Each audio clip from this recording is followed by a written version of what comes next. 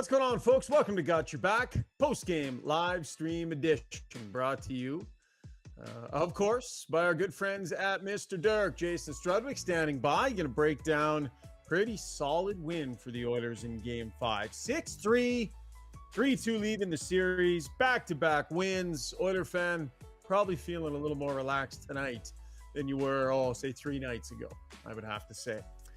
Got Your Back brought to you by our good friends over at Mr. Dirk. They are your one-stop shop for all your clothing needs. If you need a nice new suit, want to sharpen up the look around the office a little bit, go see Sterling, Dan, the great staff down at Mr. Dirk. Just an iconic men's clothing store. Been around a long, long time here in the Edmonton area. They're very experienced. They know what they're doing. They make the in-store experience easy. If you're picky, they'll be picky right along with you. If you're not, they'll pick good stuff for you. They'll make it work. They got lots of great casual wear as well. That's Mr. Dirk, just off of White Avenue and 102nd Street. Real glad to have them on as our title sponsors. We check in with Jason Strudwick. How you doing, Struddy? Good. Greetings.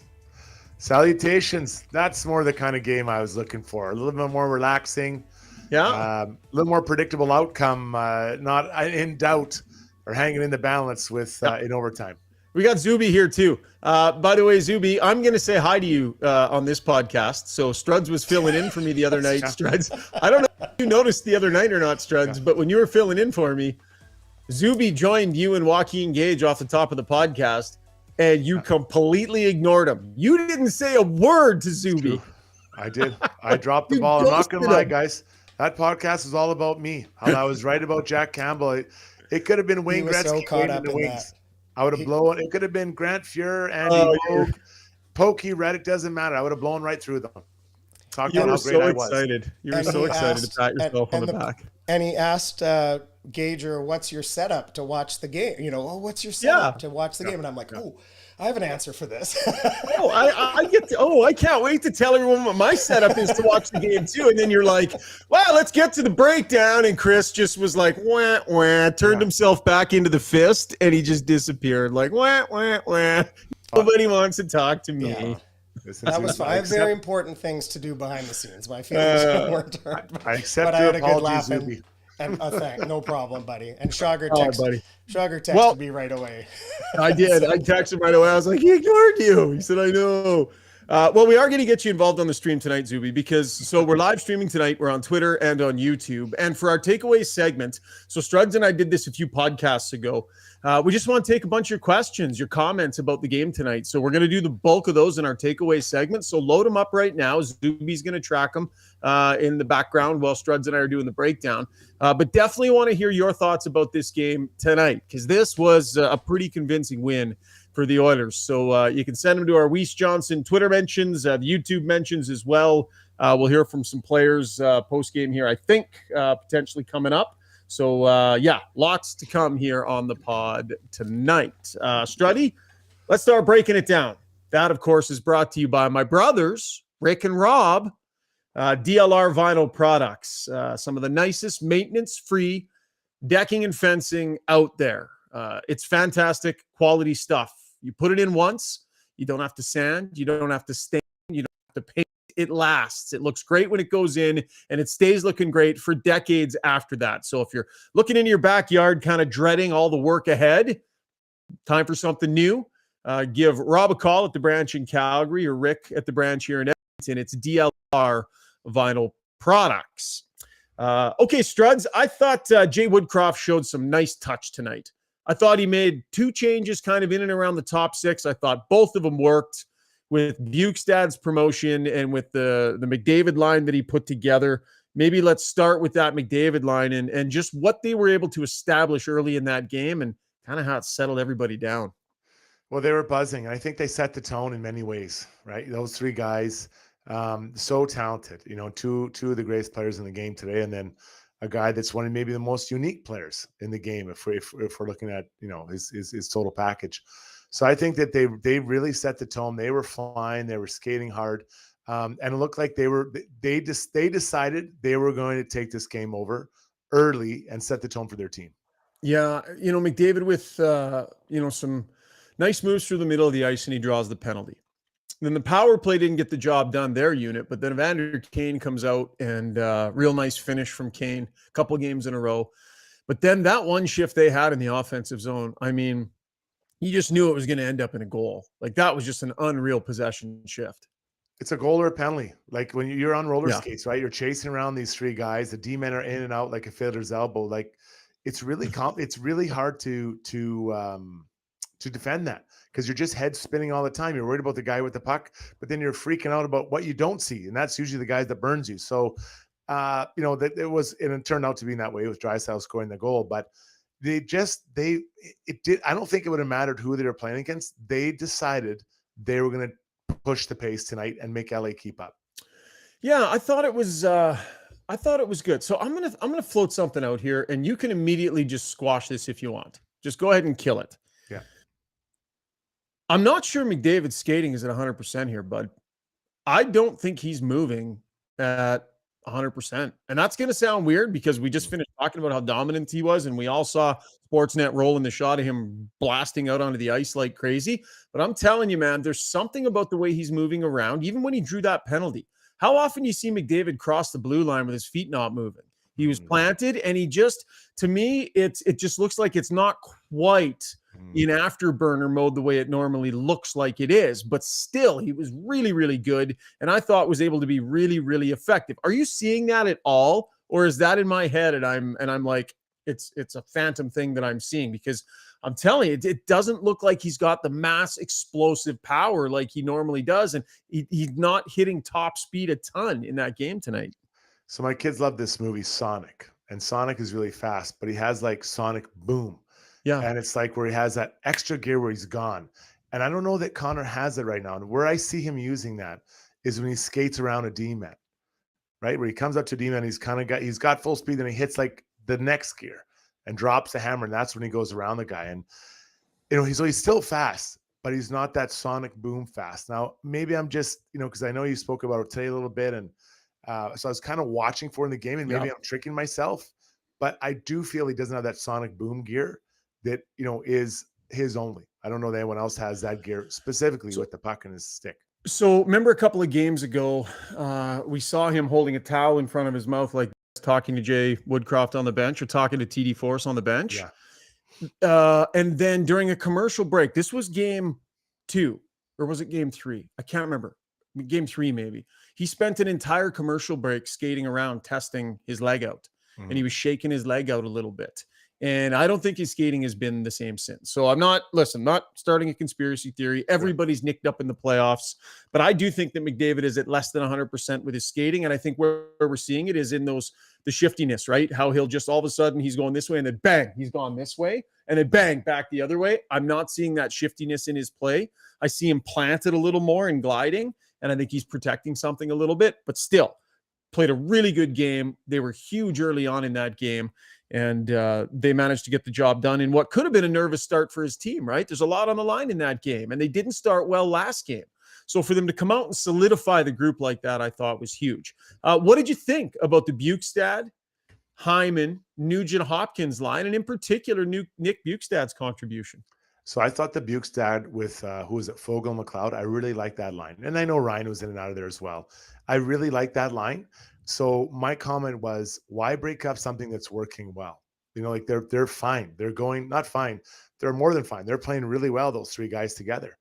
But obviously Jay saw it a different way, and it was proved to be the right way. Yeah. So Jay makes an adjustment and boosts Bjugstad up, and he really seemed to be energized by it. And I'm not suggesting he wasn't playing well prior to this, but he's a big body, and he's not a physical guy, but he's really big, and he's strong on the puck and holds the puck and wins his fair share of battles.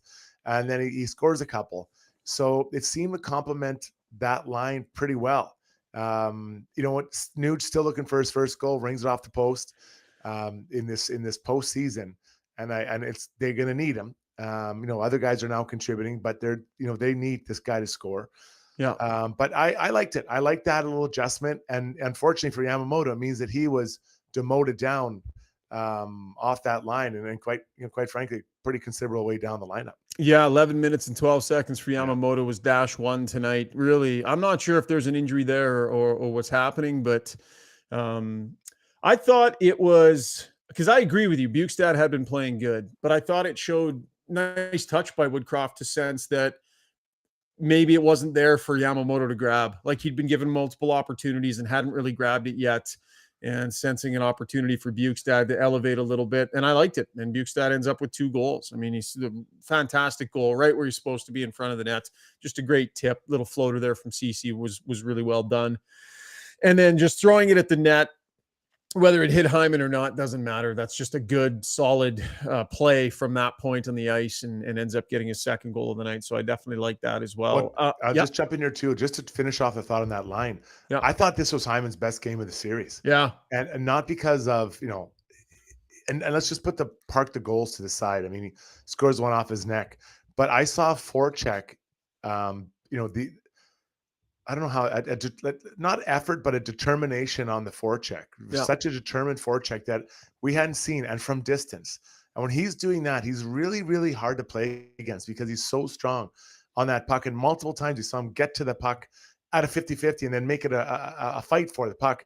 Then someone comes in and kind of supports him. So I thought this was Hyman's best game of the series. Is it coincidence at Bjugstad? I'm not sure, but that line did not disappoint, especially when you load up a big line like they did tonight. Yeah, I was going to go to Hyman next, and they needed him. I mean, through 3 games of this series, Struds, he was -1 or -2, I think, and had an assist, I believe, through the first 3 games. Like, they needed Zach Hyman to check into this series in a meaningful way. I found he was having trouble even just getting the basic Zach Hyman stuff done that he normally does. And so checks in big time last game, right? Just scores a massive goal. And then to your point tonight he was just all around it. And when Zach Hyman's all around it, he rabble rouses, he creates issues on the forecheck, he creates turnovers, and sometimes he scores goals off of his face. And that's just an all-timer of a moment to be going through the high five line, holding your face like this while you're going to go as high highs because it went in off your face. Classic Zach Hyman stuff. And then the net drive on the second Bjugstad goal. He was all over this game from his second line perch. But that's when he's at his best, when he's going to the net. And he gets some goals disallowed. Doesn't matter. You got to get there. And you got to stir things up and make people think you're going there. And what it does as a defender, it really gets in your head because you know he's coming every shift. Every shift he's coming at. So one line, you have Hyman coming at you every shift, driving the net, trying to get the puck back. On another one, you have Evander Kane who starts out by running, I think it was Roy, right off the hop, bang, and you're like, oh my God, like what's going on? Then you have different guys who line up that are also, and I thought Fogle had a good game, like a lot of guys being physical, heavy on the puck, clean Costin. So you're on your heels and it feels like you're always chasing either the puck or the other team who has the puck. And it's really, really difficult to play that way. And the Oilers set that tone from the get-go. And really, they didn't really let it go, I didn't think. Maybe a few minutes here and there, but the other team's trying as well. Props here to Evander Kane, who we know is playing banged up. He was limping around last game. Yeah. And, he's going to bring the physicality, but that's tough to do when you're hurt. Like, you've played hurt before, Struds. How hard is it to actually bring the physical game when you're not feeling physically great? It's tough. It depends on the body part, but, if it's your legs, you don't have stability and it's sore. And then if it's your shoulder, the last thing you want to do is run into somebody, but you just got to do it. And it's just cringing every time. You're like, oh my God, at least if it's a broken finger or something, it's kind of just, it's not as big a deal unless you're trying to shoot to score. So everything has its drawback, or ribs, ribs or back or whatever. So yeah, he was very determined tonight. He seemed really energized to be on that line, but as a whole, the whole team, I felt like they came out and they were going to set the tone and they weren't going to let LA get back into the game. We've seen in the previous games, specifically game 1 and game 2, where the Oilers allowed them back into the game. It was what LA did, but also it's kind of like Oilers just stopped. Well, they got scored on tonight. The Oilers countered right away, right? Yeah. I think the first goal a minute after, something like that. So I really liked the way that they came out and they were asserting themselves throughout pretty much the entire 60 minutes. Have we talked about Kulak yet? Sorry, my brain is not working properly tonight. I'm under the weather here. I think we got to talk about Kulak. Have we talked about him yet? No, we haven't. No. Yeah, like 2 games in a row here, Struddy, where he is really, really stepping to the forefront, playing important minutes. But He is able to use his speed at playoff times, right? He kind of flies under the radar through an 82-game regular season. This is 2 playoffs in a row where the speed elevation, he just functions well because he skates so damn well. So confident. He looks so confident out there with the puck, the decisions he's making, that goal, just timing it right, jumping by Byfield, nice recognition by McLeod to make that play, make that pass. But he looks very, very confident and very healthy and very strong when he's on the ice. And, it's great because they have 5 guys that are rolling. Now, Broberg and Darnay combined for about 25 minutes. So, the game score probably, it helped their ice time for sure. This was a 1-1 game or 2-2 game going to third. I don't think they see the ice, but they allowed everyone to play. But Kulak is playing so well, so determined, but he's skating. He and McLeod, to me, are the 2 guys that look like they're skating the best on the Oilers, the last couple games. 17-12 in ice time for Brett Kulak, had the goal. And just a bunch of really nice plays, using his feet well, getting back defensively, breaking things up. Real good performance from him. Zuby, I think we pulled a couple of post-game clips. So if you want to grab one of those, we'll get to the Weiss Johnson soundbox here. 45 years they have been in the business. So if you were in the market for a new furnace, garage heater, air conditioner, hot water tank, or any of these things serviced, Weiss Johnson is the place to go. They are Edmonton's #1 choice for heating, air conditioning, and plumbing services. Make sure you give Dennis and the great crew over at Weiss Johnson a call at 780-463-3096. Are you on the ball? You got the jingle, Zuby? Jingle? Hey, what did you pull for post-game clips for us there, Zoobs? We got a couple of guys you talked about. We got Hyman and Kulak. All right. Who do you want? I don't know. Throw them at us. Okay. Well, you got to get to that area, right? So That's you Hyman. get to that spot, pucks hit you, you find rebounds, score dirty goals, and that's the way you score in playoffs. It's you get a pretty goal here and there, but a lot of it is going to those top areas and finding loose change, or like I said, it hitting you and going with the face and went in, and good bounce for us. It was a good bounce. Let's hear from Brett Kulak now. Go ahead, Zoobs. We're not spending a lot of time in the penalty box, not like we were in the first few games of the series, and that just that's totally different. You're working the whole lineup, and everyone's involved in the game, and everyone's legs are fresh, and it changes the dynamic of the game. I like that point from Kulak there, Struds. Not taking penalties. I mean, it's changed. Yeah. Well, they take one tonight. One penalty. What was that? Start the third period, I think. So when you're killing, let's say, 10 minutes of penalties, that's 10 minutes of ice time that a lot of guys aren't getting, and then more people are taking more on, and it's disruptive to the lines. Okay, well, Rishaug and Strudwick go out, but Zuby's going to sit here because he's not a penalty killer, and all of a sudden, you got to go through the whole rotation again, and someone else gets a penalty. So now Zuby's sitting there for a while. Everyone kind of gets out of their rhythm. So when everyone's playing and feeling good about themselves and they're turning their legs over, you can just keep rolling those 4 lines, keep sending guys out, keep getting them going. And I think it makes a big difference. And then it's expressed itself in the ice time. Now, to be fair, the score changed a bit, but for Connor McDavid, this was the lowest amount of ice time he had in 5 playoff games this year. So he's under 20 minutes. And, whether he's injured or not, whatever, if he doesn't need to play 30 minutes a night, that's a great thing. Mm-hmm. He can rest up. Now they have 3 days for their next game. And I think that's a really big deal. So everyone contributed. Everyone feels like they're in playing the game, but they're all, sharing the workload instead of it being put on a few. And there's going to be nights where a few have to take a lot on, but this wasn't one of those nights because everyone was buzzing. Your thoughts on Stuart Skinner's bounce back performance tonight?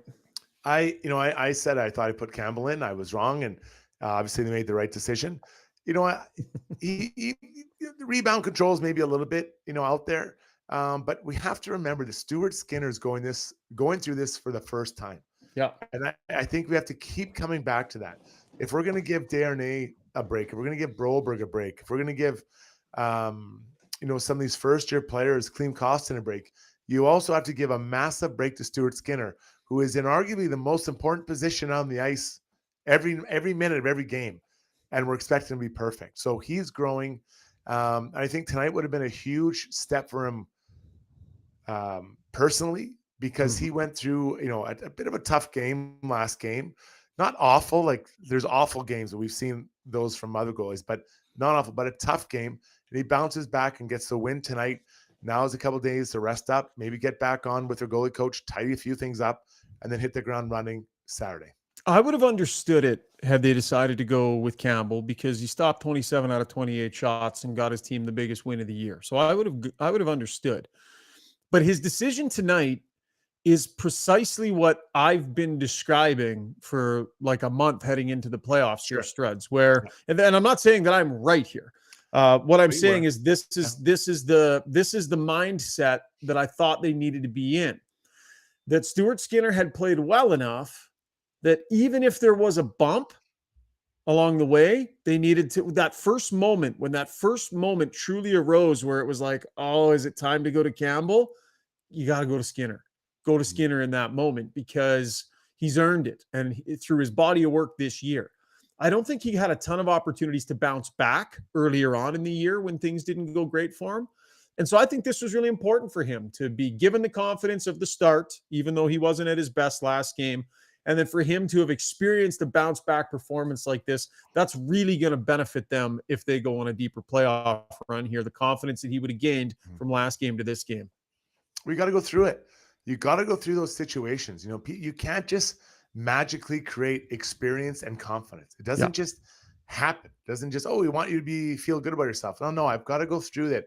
Go through the highs and lows of a playoff series, understanding that if you get down 2-1, you can still win and make it 2-2, or you get down, whatever, you can come back. And those are all things you have to go through. Until you've gone through them, you can just talk about it. But once you've gone through them, I think it's really important for him to experience that, you know, and obviously he'll get to start Saturday. But like I said, he gets some rest time here, some time to clean a couple of things up just with the goalie coach. I'm guessing those to get, well, for sure tomorrow off, you know, maybe a light skate Thursday. I'm guessing.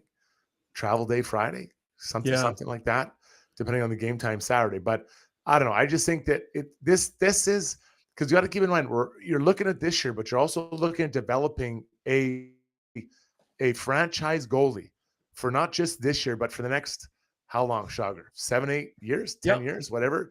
You're trying to develop that in this guy. And you want him to be that cornerstone of the goaltending. You're talking the same thing, like for Broberg and the big man, to get 25 minutes between them tonight. That's developing. Same thing. And we're not here to develop, but you are developing these guys for the short and long term.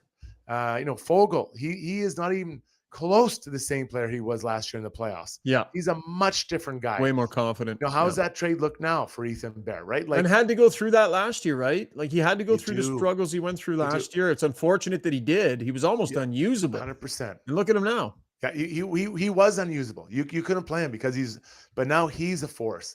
You know, you go through, you know, Derek Ryan's been around a while, but he's, you know, Bjugstad wasn't used in the playoffs last year. Where was he? Minnesota.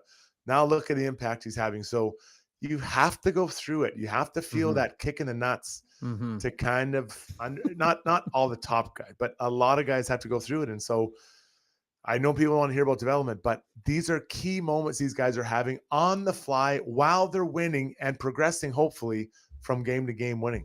This power play is ridiculous. I mean, we've been saying it all year, but like, I mean, they are just, they're just dominating with this power play. Like, I mean, they were perfect tonight, I think, weren't they? Did they end up going 2? Did they get more than 2, or were they just 2 for 2 tonight? They were 2 for 2, weren't they? Yeah, it's just silly. Sorry, 2 for 3. 2 for 3. 2 for 3. Okay, thanks for that. So that's only 66%. Yeah, it's crazy, man. It's crazy how dominant that power play is, and back-to-back wins for the Oilers here have them in great shape. All right, let me ask you a quick point. Were you surprised they put the power play out with 5 minutes to go? No, 3-goal game. 6-3, 6 minutes to go. You put your first unit power play out. Do it. I was a little surprised by that. No, I think it's. I'm okay with that, man. Like, it's still, there's 6 minutes left. Crazier things have happened. I think the Kings were starting to take some liberties by that point in the game. Yeah. There's no reason to play nice. It's, you know, it's not like it was 9-3. I mean, it was only a 3-goal spread. So it's not that I want to play nice. I don't want to put my good players out there with a chance to get, because LA was getting dirty. Yeah. And I was like, why put these guys out there? You can put out Evander Kane and put your second unit out there And again, it's not because I don't want to make it 7-3. I don't want my top guys being put out there to potential abuse. Because on the PK, you usually get a little bit more leeway than you do 5-on-5. But don't you think, Struds, that by throwing out your second unit in a 3-goal game with 6 minutes left, you're saying we feel like this one's in the bag, and that's exactly the wrong message to send to your team? We're still in a game here, fellas. I think that's the right message to send to everyone else. A point, but I think the players would understand. Like, it's getting chippy out there. Like, guys, we don't want you getting hurt. Yeah, I think if he had tried to send the second unit out, I think he'd have gotten this one from Draisaitl. Like, pardon me? No, I hear you. Huh? But sometimes coaches have to make the tough decision, right? You have to look after the herd, right? Everyone's got to be it. So listen, I'm not gonna, go on with this, but I was just interesting though. I did think about it. And then I thought, no, it's good. It's the right call. There's enough game left. Okay.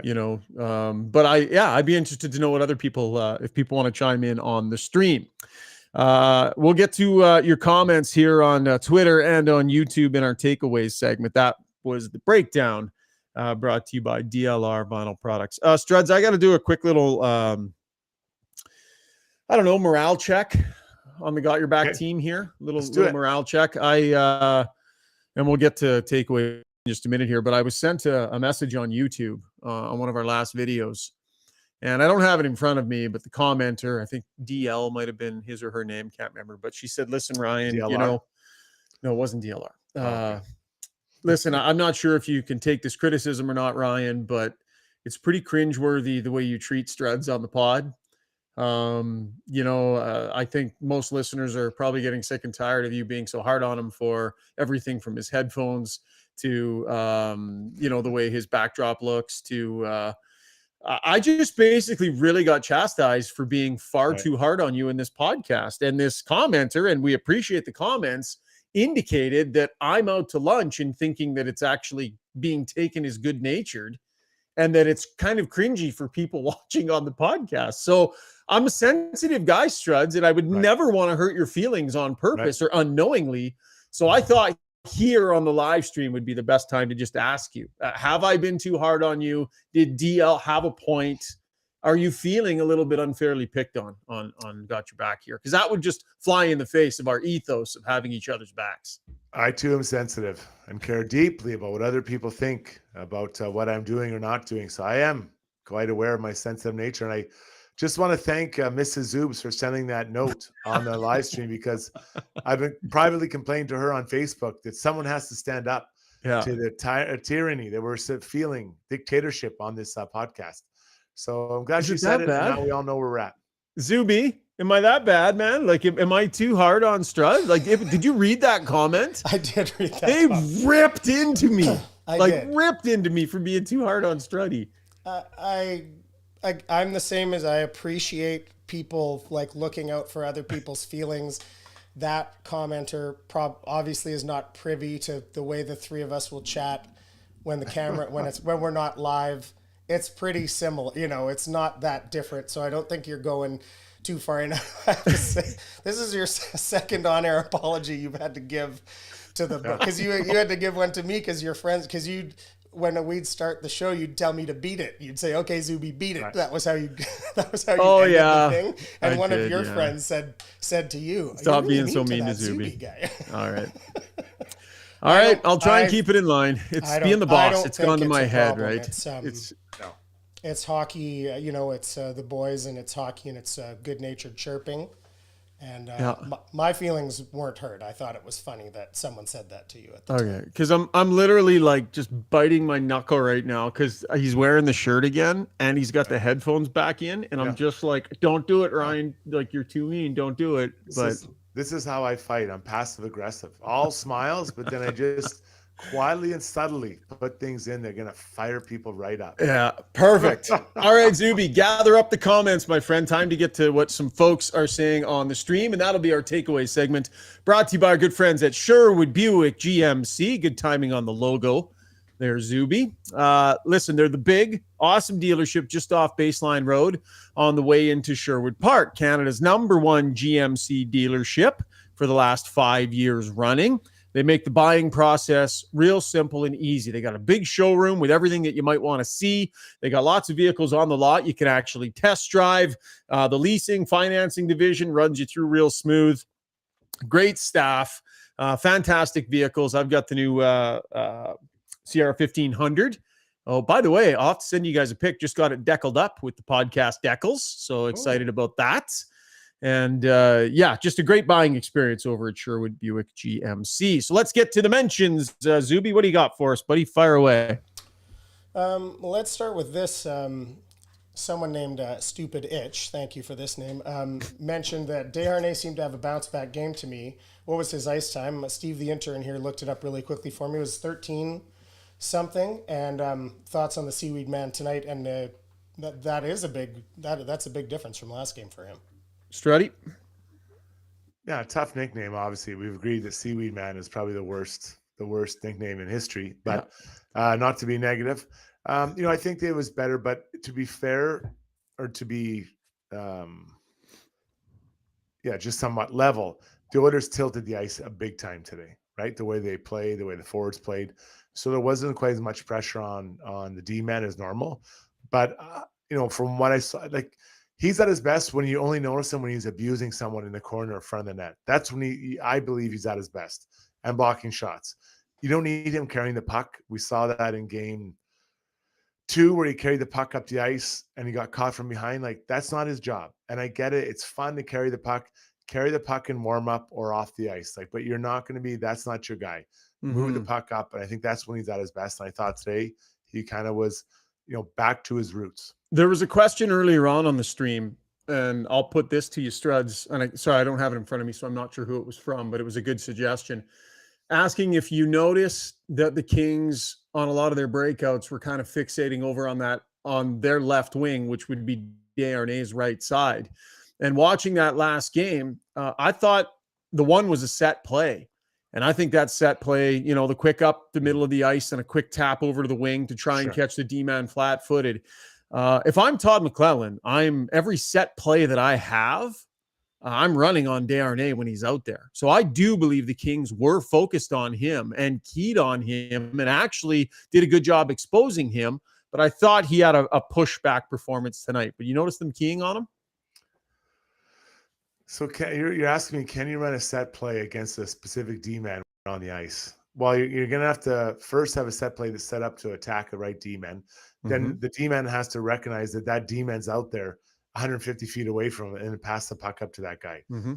It's not impossible, but it seems pretty complicated. Yeah. Drew Doughty might be aware like that, but how often do the D-men on the ice recognize who the other D-men are on the other side? But if it's a set play, and good point. So the D-man who starts the play might not be aware who's up on the far side. Right. But point being, it's a stretch pass and a quick touch that's trying to catch the D-man flat-footed. And so I think they did a good job in exposing Desharnais a couple times last game, whether it was on purpose or not. But I thought he did a better job tonight. He stayed more within himself. I thought Broberg had some decent minutes outside that 1 5-second stint where he got himself all like a Bambi, like a deer on ice there. That could have been bad. Oh, man. I was worried. I didn't think he'd come back right away. I'm like, that's how you kind of just, someone gets hurt randomly. Yeah. No, but Broberg, same thing, to get, let's call it 8 minutes, whatever he had tonight, 8 minutes. Now, the score favored or gave the Oilers the opportunity to play these guys, right? That if it's a close game, those guys aren't getting out there. I really don't think so. But it was important for them to go there because they got ice time and kind of felt good about themselves again. It was a good team win. Everyone feels good. Now you move on to game, 6 with everyone feeling good about their game. Yamamoto might not be thrilled that he was moved down the lines, but still the team won.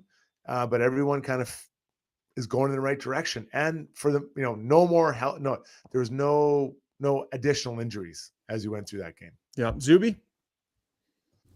All right, I'm going to read this whole message here from Big Kiwi because it's well written, and then someone else just recently sort of said, yeah, let's talk about that. So thoughts on Woodcroft sending a meat grinder over the boards in the dying minutes? Kane, Costin, Bjugstad, Nurse, Desharnais.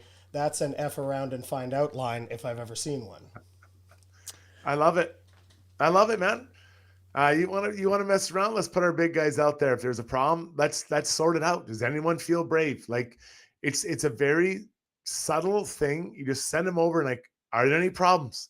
Does anyone have any problems? Yeah. Because these guys, I used to hate it when my coach, when I was playing, and they wouldn't recognize that moment. You got to have a feeling for what's going on.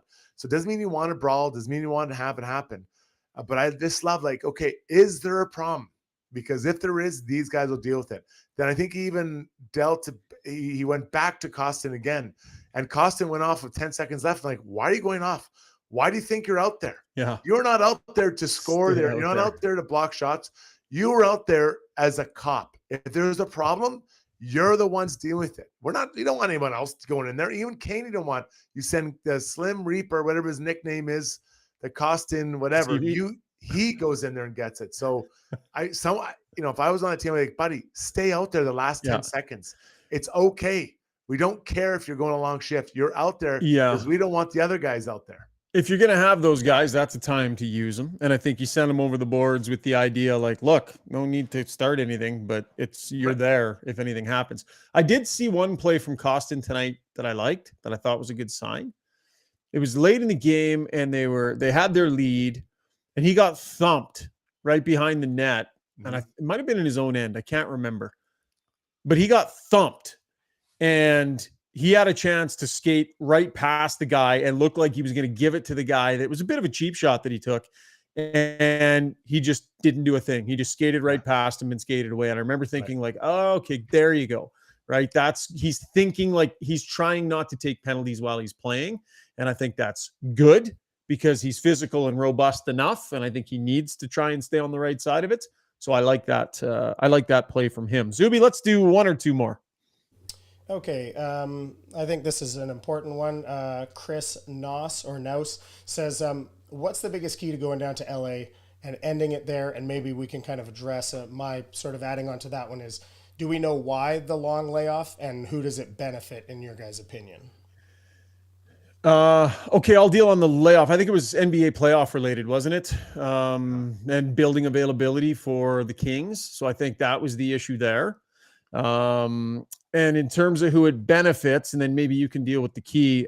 Listen, I would have said it benefits the Kings before because, some of their better players are older, like Kopitar, I'm sure, could use a break, some of their guys. But I think Kane's banged up. I think McDavid is nicked up. I think their CC now is nicked up. I think the Oilers have some guys that are really going to benefit from this break here, Struddy. So understanding we don't know what the entire injury situation is, it would have been advantage LA before, but I think it's probably right down the middle right now, if not the Oilers. Korpisalo's got to sit there and think about it, man. Yeah, that's true too. Different. The layoff aspect. What can I do? Did I do enough? What was wrong? Did I miss this shot? What happened here? Could I have got that last tip in by Bjugstad? Give my team a chance. So, now there's a conversation around that. Like the best thing about hockey is you play every other day in nearly, sometimes back to back. You can just flush that short game memory, down and get right back at it. Now Corpy's going to sit there thinking, okay, what's going on? How am I doing? And then for the Oilers, I think they would prefer to play Thursday. I really do. I think you're feeling good about your game. Keep it going. Yeah. So even more importantly than the health, because they could finish it off Thursday if there was a game Thursday. More importantly than health would be finish it off and then have health time after. So I don't like this break for the Oilers, but I do think that for Korpisalo, it's like, what can the what if game, what if this, what if that? And now, am I starting next game? Maybe the coach would have told me after the game you are, whatever.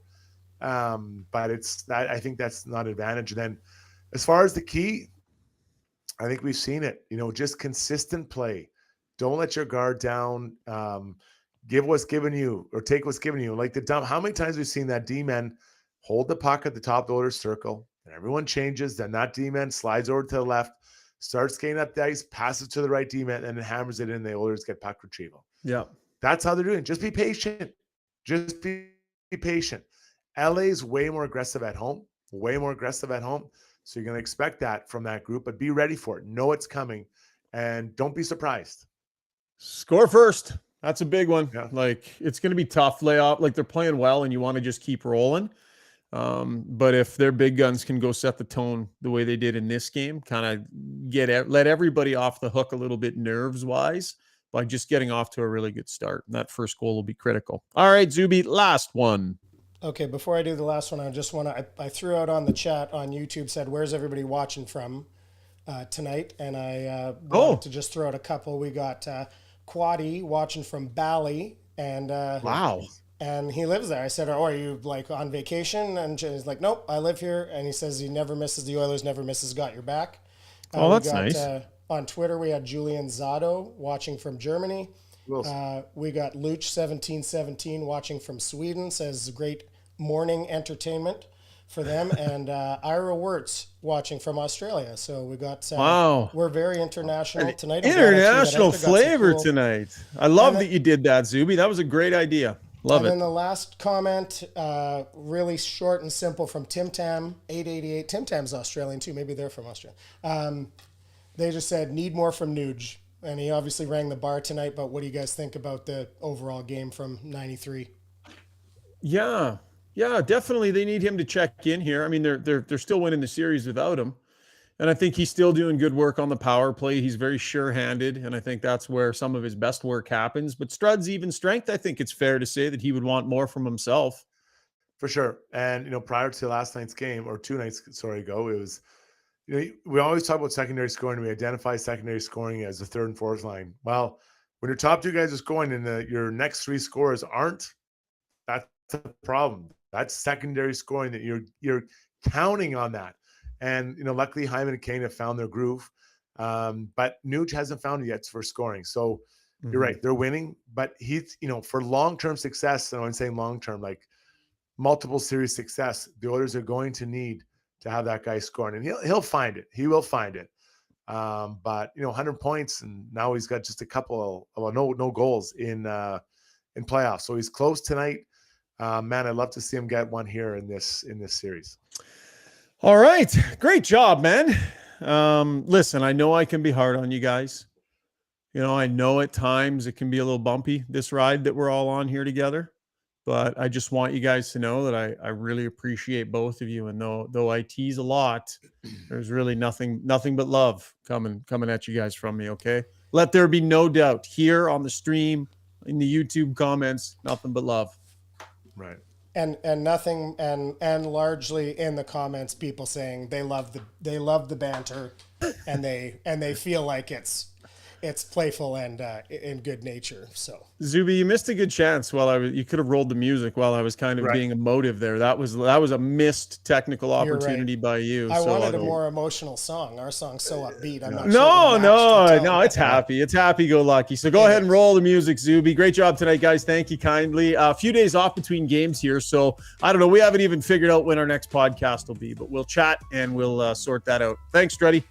Yeah, you got it. Talk to you guys later. Yeah, Zuby, have a good night, my man. Great job there, minding the controls. Thanks to all of you for joining us on Twitter and on YouTube. And if you're listening in audio format, whether it be on iTunes, Spotify, Amazon, Google, wherever, we're available all over the place. If you get a chance, drop us a comment over on iTunes and a rating. We appreciate that. Good, bad, or indifferent. Good job, boys, from the Bayou in Louisiana. Look forward to Game 6. And hearing y'all after from Shane, Can America. Have yourselves a great finish to the night, folks. We'll talk again soon. Thanks for tuning in to Got Your Back. Cheers.